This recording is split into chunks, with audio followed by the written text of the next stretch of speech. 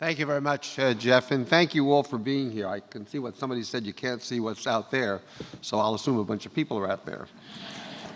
And it's great to have a wonderful audience from, I suspect, many different backgrounds. I want to echo what Jeff said, that there are a lot of thanks to go around. I won't repeat it, but just to say I heartily endorse it and thank him as well for all his leadership. I have been delighted to listen to the wonderful presentations we've heard thus far, and we'll hear more later this afternoon. What is impressive is how broad this field is, how many different approaches, what the variety of discussions, research, etc. is. And it matches the needs of the field. I want to make one point. As you saw the pictures, when people, after making their presentation, thanked their colleagues, that there was always a number of colleagues there, which emphasizes that to conduct this research takes enormous resources, enormous numbers of people. And thank God we have them in increasing numbers. Now, mental health, in my mind, is the most demanding and fascinating area. And research on psychiatric illness and care for patients are enormously attractive areas in which to make one's contribution. You're going to hear me talk somewhat personally and also from the vantage point of this vast field. I really, in order to do it justice, we probably need a speech that might go a couple of weeks, but I'm going to try to hit high points. This is called Talking at 20,000 feet, but I hope to hit some of the major points of importance in the psychiatric field.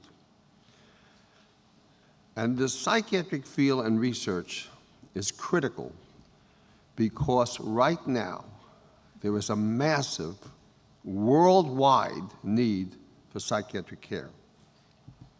I'll trace some important and at times intriguing developments and findings in the tumultuous field of psychiatry. I'm going to leap through developments in widely different aspects of its history, its politics, its evolution. My first contact with the psychiatric patient was as a college sophomore at Rutgers, going to a state hospital. This is about 1953. We were shown an almost completely empty, closed room with a transparent wall.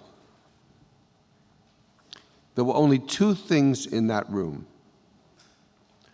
a man completely naked and feces smeared all over the wall. Shocking, brutal, completely new to me. It was startling, it was distressing, it was compelling.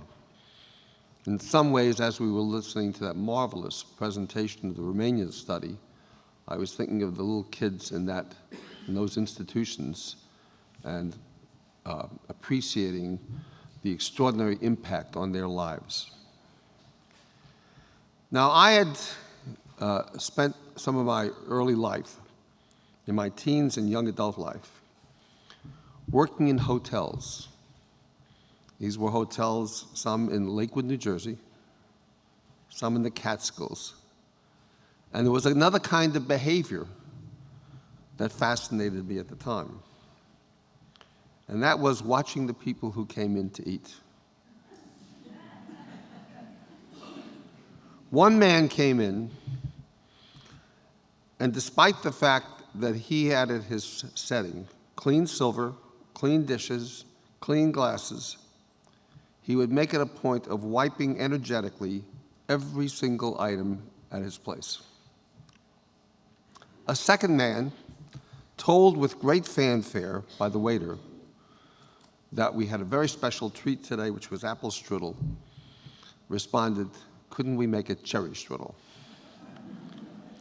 Another example was a name I think I can mention now, since it was so many years ago, the Minitskys, which was made up by a man about 120 pounds and his wife about 2 to 3 times his size, who after finishing her own dinner would regularly go to work on his plate, and it seemed quite acceptable to him.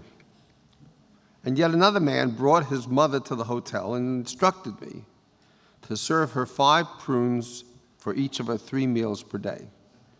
She was staying 8 days, and I was intrigued by calculating that I had served her 120 prunes. There were countless ways by which human behavior forced itself upon my attention. I found it intriguing, as do so many of my colleagues, some of whom you've heard from today. It was fascinating because it was related to psychology, to science, to art, to politics, and particularly to human needs. It was a field through which I felt you could help people. Psychiatry was an underdog among medical specialties, but I also came to realize that the large number of patients attending multiple clinics, one Monday to arthritis, Tuesday to medicine, Wednesday to neurology, often were suffering from underlying psychiatric problems. That collection of factors launched me into a career in psychiatry. The repetitive statement, which I heard many times, which was, "You mean you're not going to be a real doctor?" I and many others thankfully rejected that comment. The interest in why people do what they do, and the distressful feeling that many people are beset by, as you've seen, disturbing psychiatric illness weighed heavily in my mind. And it ultimately directed me into a career of psychiatric residency, clinical practice, psychoanalytic training, psychiatric research training, faculty positions, and some of the rest that Jeff mentioned, ultimately as APA president, chairman of some departments of psychiatry, and also head of the National Institute of Mental Health. So I guess one could say that I had worked in almost every kind of psychiatric setting imaginable. Emergency rooms, hospital inpatient units, outpatient units, Army psychiatric units, research labs, teaching programs, and private practice. And I feel that that kind of career parallels a number of other of my friends and colleagues who spent so much of their time studying behavior, helping people with psychiatric problems, and doing psychiatric research. In 1978, I was invited by the Carter administration, with Joe Califano, the secretary, to become director of the National Institute of Mental Health. I discovered many things when I got there. NIMH at the time had a mixed reputation. This may have been the result of stigma, but also it might be secondary to concerns about the quality of the research NIMH supported. There were no major citizen groups advocating for psychiatric programs as effectively as the citizen groups I saw advocating for patients with cancer, heart disease, and diabetes. In 1980, I was invited to a meeting in Madison, Wisconsin by families who had a schizophrenic member in the family.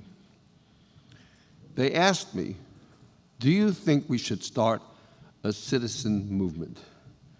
I was delighted. It was exactly what we needed. An organization was launched then in the early 80s, remains active today, called the National Alliance for the Mentally Ill. I'm sure some of you are either in it, know it, but it's pretty well known today. It grew rapidly to several 100,000 people around the country. We brought a wonderful representative of NAMI, Shirley Starr, into meetings at the National Institute of Mental Health in order to create a closer partnership.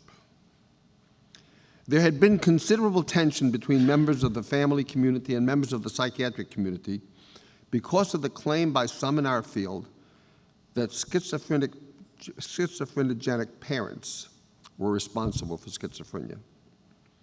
This antiquated theory was disappearing, and I, like others, particularly one hero of mine, Dr. Daniel X. Friedman, helped to bridge the gap and make relationships with citizens. I believe that was a major and critical change. NAMI became the most important citizen force for national mental health policy in the United States, with many state and local groups around the country, and those groups continue to function. Now, at NIMH, I focused on the needs of patients and families. I found the NIMH had a somewhat diffuse and scattered portfolio. They were studying all kinds of things, many that didn't seem to me necessarily germane to addressing psychiatric illness or making it better for psychiatric patients. So we launched a reorganization of research, revised the entire extramural research part of the organization.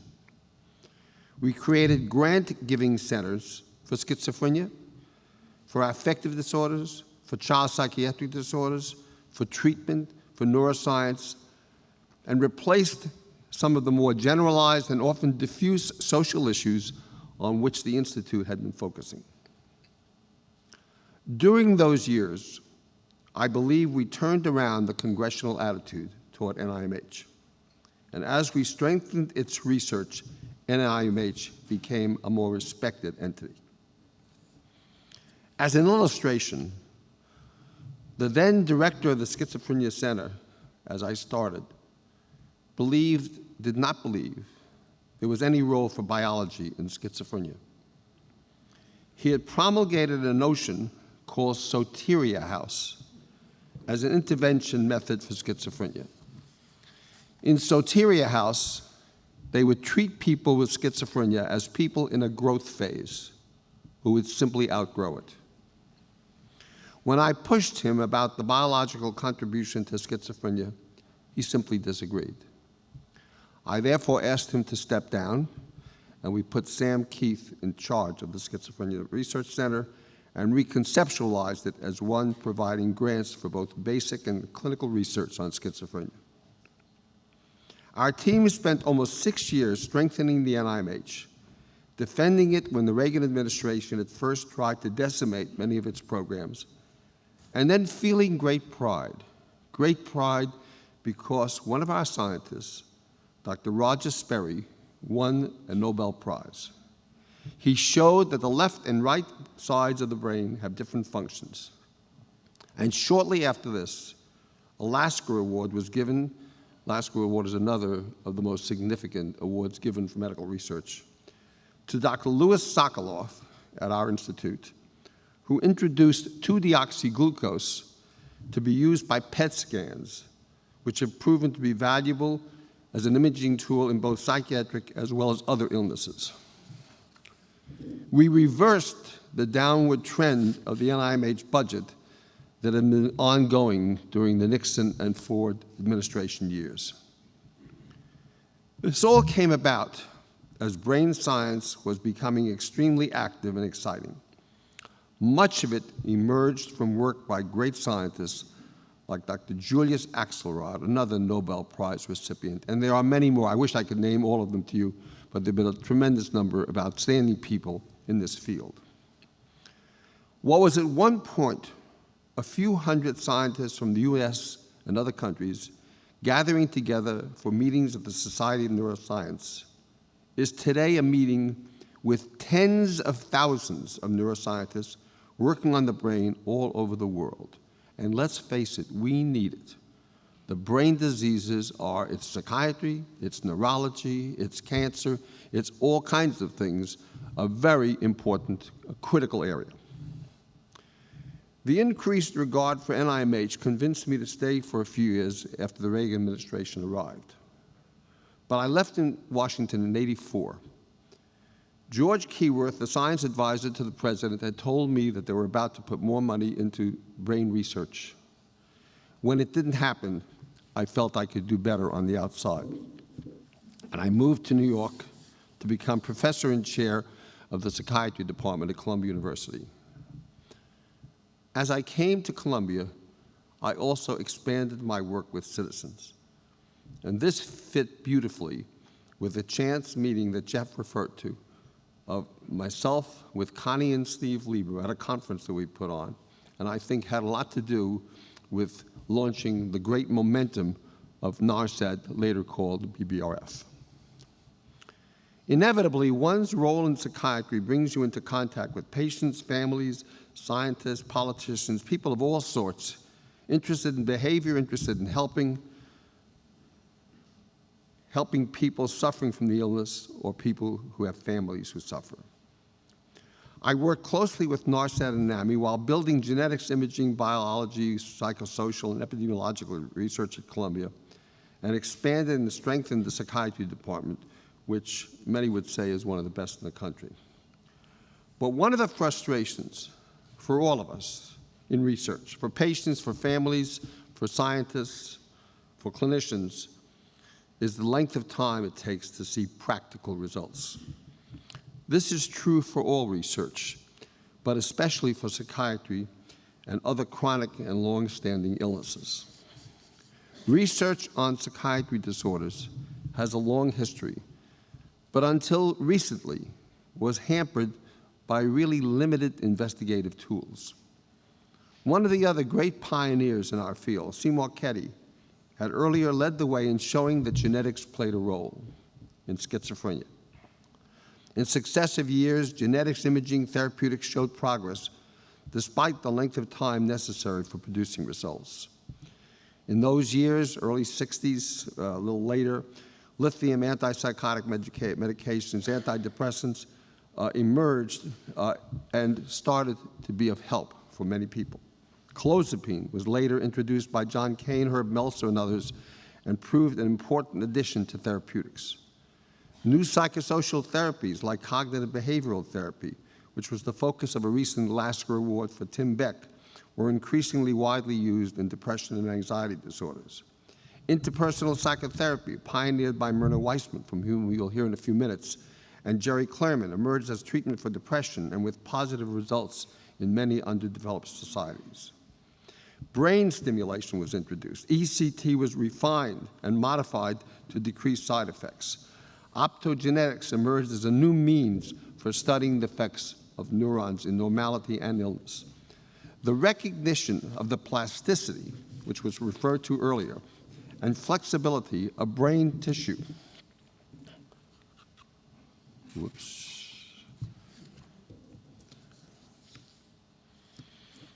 I may have done what I always fear, and that is to lose a page. Give me one moment, I'll see if I can recover it, and if not, we'll just move on. We'll go on. During those same years, Brain Behavior Research Foundation supported thousands of scientists and introduced a series of psychiatric research medals and prizes to outstanding scientists, from fellows to professors. I want to emphasize that prior to that, it was not typical for psychiatrists or people working on psychiatric issues to receive medals. And one of the people who's been particularly advocating and, in fact, doing the things that enable us to give those medals is Steve Lieber. And I would just add to what Jeff said. Steve Lieber deserves credit for so many innovative ideas that have helped us. He has been a remarkable leader in this field. In any event, we now give those prizes for schizophrenia, mood disorders, child neuroscience, and you're hearing some of the winners today. A desire to help by the relatively small NARSAD board of concerned citizens in the early 80s evolved into a central and vital research support entity. The stature of BBRF has increased steadily. For decades, people wondered what are the promising research and ideas. They would ask the questions, what's hot? People would ask NIMH. Now, you can also ask the BBRF. And in the sciences community, to receive a NARSAD grant, a BBRF grant, became a mark of distinction and great success. A primary setting in which the psychiatric research can be recognized is a BBRF medal. I attribute that ever-increasing importance of BBRF to both Connie and Steve, a marvelous and generous board of trustees, continually growing in strength. We had one of the larger meetings I've seen just yesterday. A dedicated and talented staff, an extraordinary scientific council, and a wonderful new president in Jeff Bornstein. We recently asked 84 top-notch scientists to give us their general comments on the state of the field in 2017. And what was very pleasing was that they conveyed an excitement, an optimism, and a prognosis of what might be in the future, which was joyful to read. So NARSAD/BBRF has become a major factor in psychiatric research. But one could ask, what legitimizes increased optimism? How do you come to that conclusion? Well, we've moved a long way from when schizophrenia was seen as caused by family pathology. We have benefited from increasing state-of-the-art brain science. The focus on personalized medicine you heard earlier, defining subgroups, the possibilities discussed with regard to immunology, as mentioned by Dr. Kelly, are all encouraging. While dismissing the idea that one gene will be found as the exclusive or primary cause of schizophrenia, as it may be true in other diseases like Huntington's, a multitude of genes have been found which likely play a role through multiple increments in causation. Research on schizophrenia has led to the realization that schizophrenia is a neurodevelopmental disorder whose origins are early. We have far more and better tools for investigating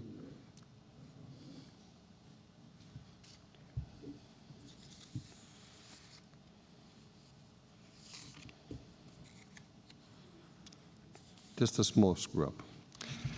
Cell types have been identified which were believed to be involved in the risk of schizophrenia. One can say we finally have a minimally adequate set of tools to ask the right questions of the brain. Major advances in molecular biology, imaging, genetics have enhanced the tools and capacity of psychiatric researchers. Neuroengineering with optogenetics is helping us understand the function of specific nerve cells. The value of big data has been recognized, and increasing volumes of data are being gathered through multi-institutional and intra-institutional collaborations. Teamwork in science has increased. Beautiful example was the 3 wonderful presentations we heard about the Romanian study. Implications from pathology research suggest findings may cross diagnostic boundaries, so work on one illness may contribute to others. One of our scientists notes that early environmental trauma can have long-standing negative effect. We can see again from the studies we heard about this morning. This informs research.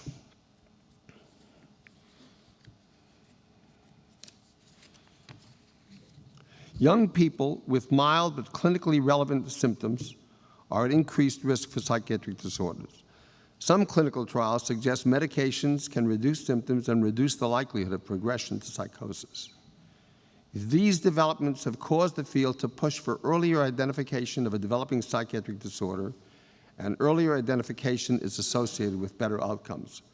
One of our experts claims that as many as 80% of our youth have one or more psychiatric disorders by age 18. Also, as Jim Strain has emphasized in his new book on depression, depression is viewed as a systemic disease, resembling other chronic illnesses like diabetes, hypertension, asthma, and the like.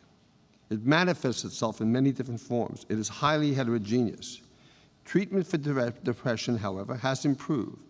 Some medications, more recently used for depression, have been found to provide more rapid results. Ketamine and ketamine-like compounds are a key example. There's increasing recognition of the enormous number of people who are going to be necessary to treat the enormous demand for psychiatric care. One of the other disorders that I think in retrospect has been given inadequate attention has been anxiety disorders. It's become apparent to school counselors, journalists, other people who observe this, that the numbers of people who are suffering from anxiety disorders has skyrocketed. And there's a new center at Columbia and Cornell called the Youth Anxiety Center combining clinicians and researchers to work on this particular set of problems. There are 5 different types of transcranial magnetic stimulation. Over 4 to 6 weeks, TMS may, in fact, be able to generate brain tissue regrowth. Some of our lead scientists assert a scientific resolution in mood disorder research is anticipated. In the government, we're pleased that they launched the Massive Brain Project to understand how the brain works. My own perspective on that is that's fine, but we also want to have research that has impact and benefit for people in the near term, for people who are suffering with the disease or whose families are suffering. The appointment of Eleanor McCants Katz as a new leader overseeing mental health in the federal government is an important sign. There had been concerns that there had been an absence of attention to medical aspects of psychiatric disorders in the Substance Abuse and Mental Health Services Administration. Today, there's a psychiatrist, Anita Efford, who's the APA president, as well as the chief medical officer there. Also, we have an excellent new NIMH director in Josh Gordon, a Columbia University product. To underscore a central point of the comments made by these many research psychiatrists who were surveyed, it was stated repeatedly there's a sense of optimism and activity which is heartening. That has not always been the case. We have gone through periods when it did not seem much progress was being made. But today, there are countless laboratories and academic health centers, both in the United States and abroad, often supported in one way or another by NARSTAD and BBRF, as well as NIMH, which are working on intriguing approaches to early diagnosis, development of new treatments, greater understanding of causes, and the like. Now, the recognition of the inadequate number of mental health treatment professions has also led a kind of a change in the psychiatric field to recognize that we have to bring other disciplines in actively. So nurse practitioners, social workers, physician assistants, as well as pediatricians and general practitioners are important in this effort. Some places have initiated very innovative approaches, including a service in Massachusetts, which statewide provides consultation with an on-call expert in child mental health disorders who can be contacted by any health professional in Massachusetts and therefore expedite psychiatric treatment.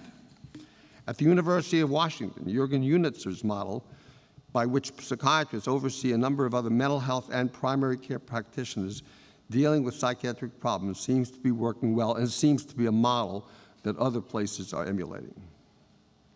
Psychiatric care and treatment has experienced a long and hard road, but we've come a long way from the minimal tools in psychiatric care available in the mid-50s for the care of psychiatric patients. There's still considerable stigma, but there are many more productive psychiatric research departments in the United States than there ever was before. More psychiatrists are in leading positions in medical schools, universities, hospitals, and there's greater recognition by the broad community of the size and serious nature of the global tsunami of psychiatric need.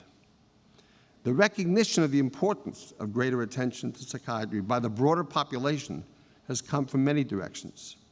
In part, it's the frequency of psychiatric disorders in veterans, the increased number of suicides in young people and other people, the unfortunate example of mass killers, unfortunately too often driven by psychiatric illness, the recognition that psychiatric conditions, when they accompany and complicate a non-psychiatric medical condition, produce some of the most expensive costs of health care, all are causing attention to psychiatric care. Is it enough?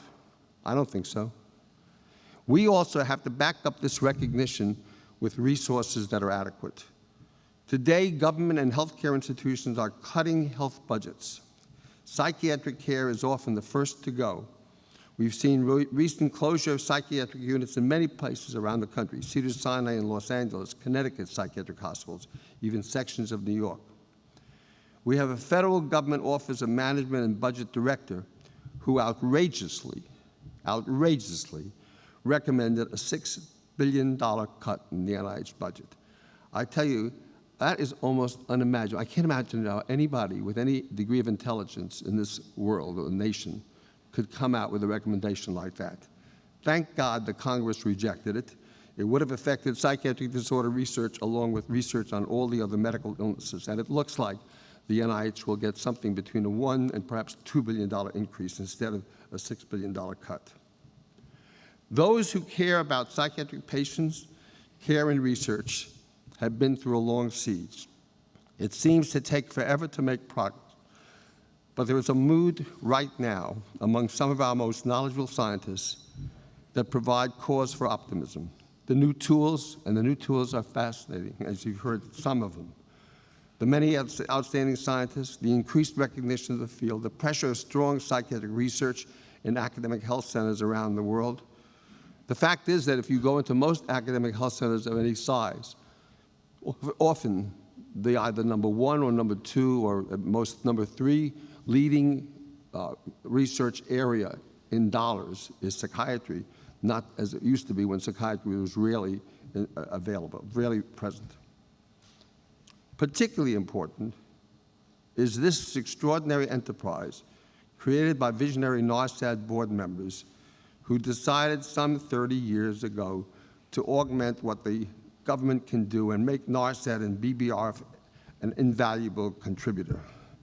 Who would ever imagine that a fascinating discussion 30 years ago about whether we should spend $50,000 that year would be transformed into an organization that is funded close to $400 million in research around the world. Could I promise a cure for this or that illness tomorrow? No. But I can promise you that we now have an army of people who are ready to fight as aggressively as possible to push for the understanding and dealing with mental illness in as aggressive a way as possible. There have been results, there will be more results. I want to salute everybody here and all responsible for providing this increased hope today that these challenges are going to be addressed. We will see accomplishments and progress in psychiatric programs for the benefit of patients, families, caretakers, and all who care. They may be innovative. They may be different than what we've done before, but the main point will be they can help. The far greater focus on this field, along with the enthusiasm of our psychiatric research leaders and the vast enrichment of tools and thinking, along with transformative ideas regarding psychiatric care, all promise a greater future. And one thing is clear. Whatever that future is, the Brain and Behavior Research Foundation is and will continue to play a vast and central role in partnership with the NIMH, the broad international array of families, researchers, patients, and clinicians. The goal is simple: to enhance the productivity of the research, to find the advances in this field that will lead to improved care for psychiatric patients and their families. Thank you very much.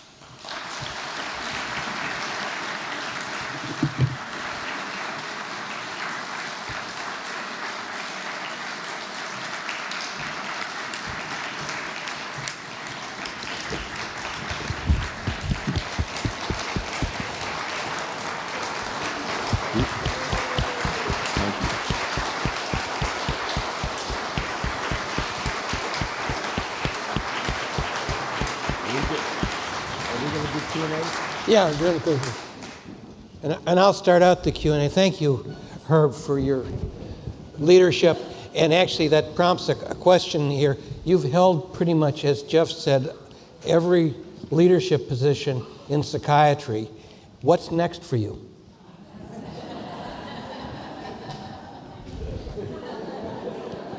That's a very dangerous question because the idea that comes to mind I probably can't say publicly.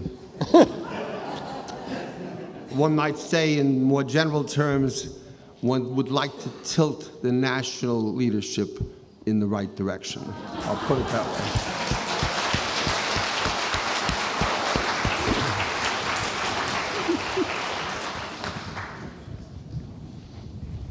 Any questions for Dr. Pardes? Yes, yes, sir. You said that NAMI has a significant impact on treatments, but even today, with so much of free resources from NAMI is not being utilized in mainstream treatment plans, do you know why or what? Say that again. Say that again. Say it slowly. Vast resource of NAMI provides free of cost is not being utilized by mainstream treatment plans. Did you get Oh, I think he's talking, are you talking about the supplement NAMI? Yeah, non-pharmacological treatment modalities, what the NAMI gives, peer-to-peer, family education, all those things doesn't become part of the treatment plan for every single patient. I'll try to untangle that question. Okay, when a new patient go to the hospital, What? when a new patient is diagnosed in acute care, the doctors, social workers never talk about the NAMI programs or treatment plans which can help in a significant way in that patient treatment. That's what I'm asking. Look, let me just try to clarify one or two things. Thank you. I'm happy to talk to you offline, but NAMI is an advocacy organization. NAMI's primary role is to advocate to the government and to everybody else for more support for psychiatric care, psychiatric research, psychiatric education. What you're referring to, I'm not sure you're talking, the fact that there isn't better reimbursement for psychiatric care, I couldn't agree more. That's a problem. It's not just NAMI's problem, it's a national problem.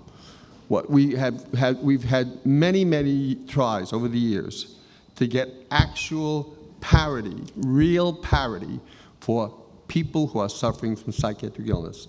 We've made some progress. We still have a long way to go. But certainly, if that's the thrust of your question, you're right. We should be doing more in that area. Great. Yeah.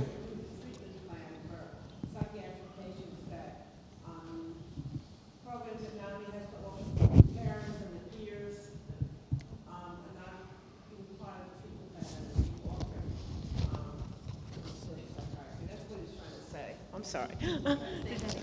No, what I was I think what he was trying to say that NAMI has a lot of other resources besides advocacy.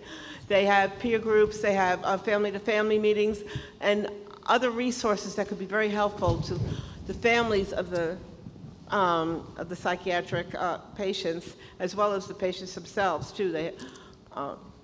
That's what I think he's talking about. The doctors don't bring it into the treatment plan. If NAMI is sponsoring or offering treatment programs, then they're doing it with whatever resources they have. They are not an endlessly wealthy organization.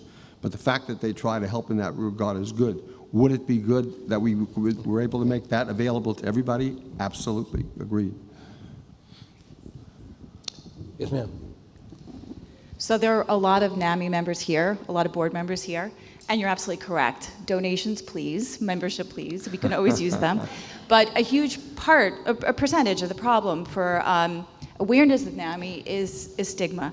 So, you know, when somebody goes to a psychiatric hospital, the first thing they do is they don't call their friends and say, what do I do next? You know, so there's a sharing of knowledge and passing on of the information of all the amazing programs that we do have to offer for family members.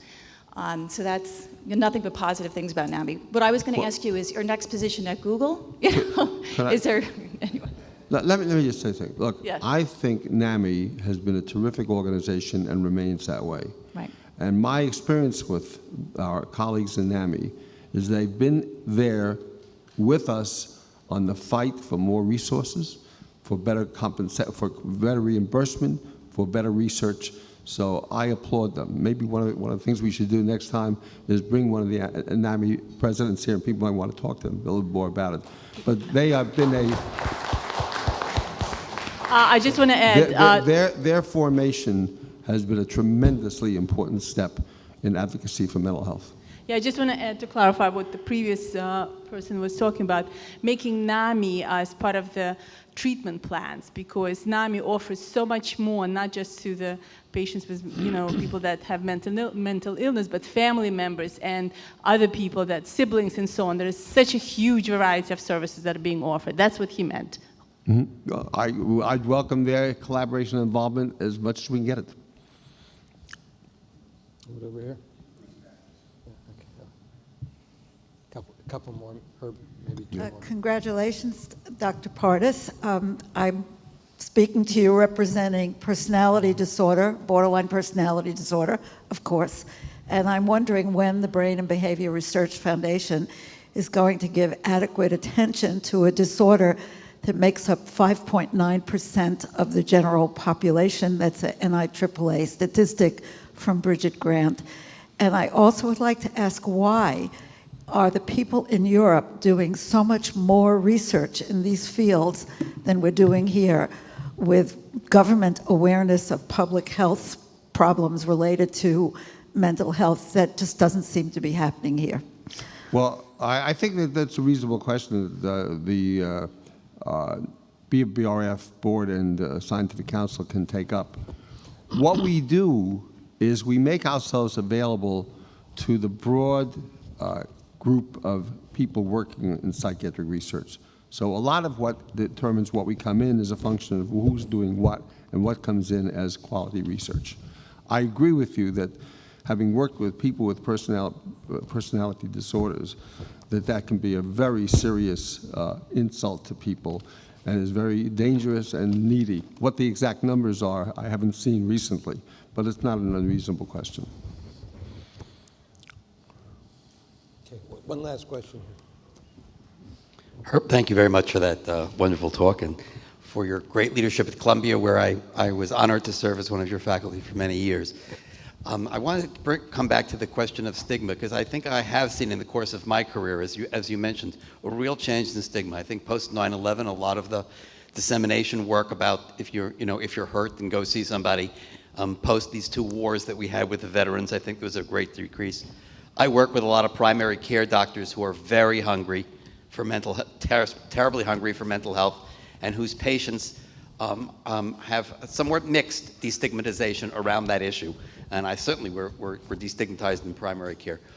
What's the next big movement? Because you've always been the big thinker. What's the next big step we need to take in destigmatization of mental health issues? In the what of mental health? The next big step, Herb. What is the next big step for destigmatization? In destigmatization, I think that's been a steady incremental growth. We still find people, not even in the medical profession, who are less than complimentary about the psychiatric profession. But the change is enormous.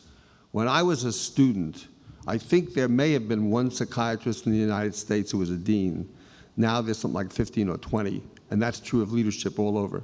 And that has had impact because they're often leading these general medical programs. What I think will help in terms of stigma is more and more evidence of ways that mental health psychiatric care helps. Finding some of the new things that people are working on and converting them into treatments. One of the other things I think is very interesting is possible technological approaches to psychiatric care. I think the more that you make psychiatric care feasible, successful, effective, and well-known in that regard, the greater you'll see a decrease in stigma. It will ultimately, hopefully, disappear in the same way that it disappeared with cancer and also with AIDS. Thank you all very much. Okay. Thank you. Great job.